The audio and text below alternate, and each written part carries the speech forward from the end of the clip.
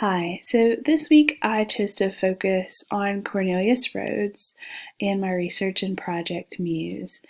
And so you may recognize his name. He is the doctor who served in Puerto Rico who penned the note having admitted to inserting cancer patient cells into his own patients intentionally to kill Puerto Ricans. And he goes on to have a illustrious career in the military and in cancer research later, and these articles tie the pieces of his life together.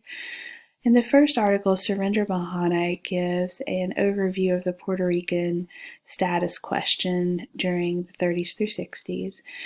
And Bahana draws from presidential libraries, newspapers, national archives, and secondary sources. There's a great overview of the political parties and the independent statehood or free state question. There's an introduction for Luis Muñoz Marin as well, who is a future governor of Puerto Rico, who had ties to the Roosevelts. And there's a great overview of the Reconstruction plan for Puerto Rico during the Great Depression that I had not seen in any other sources recently, or at all, I think. And there's also the introductions to this Tidings Bill, which is another bill for Puerto Rican independence.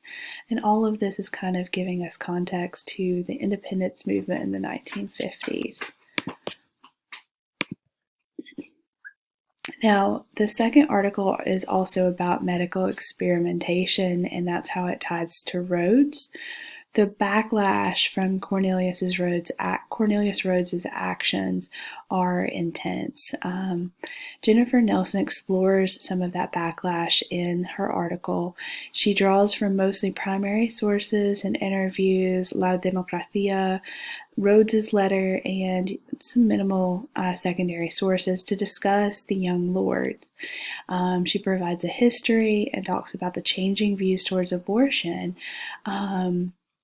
There is this concept that these anything medical was going to cause an abortion in Puerto Rican women because it was an intentional action by the United States to genocide the Puerto Rican people. And because of the medical experimentation they'd seen, it seemed rational. And so the young lords are going to argue that abortion rights and reproductive rights in general are a community issue. And they're going to take the stance that Puerto Rican women should have as many children as possible to prevent the genocide of their people that was happening. This article concludes with this position that the Young Lords have that is very unique. It is both nationalistic and feminist, and it's able to embrace both gender, race, and class-based politics, which is a pretty unique split. The last article is about the cancer research side of Cornelius Rhoads' career. And it talks about the good that he did in cancer research, which is an interesting contrast. It draws mostly on secondary sources from medical journals, some newspapers, and there's some claims about medical experimentation in them. Gretchen Krugner actually uses this story approach that flows really well, and she discusses the challenges to treating cancer in the 1950s, specifically in children. And she talks about how the nerve agents and the gases from World War I and II were contributing to the research that Cornelius Rhoads was doing.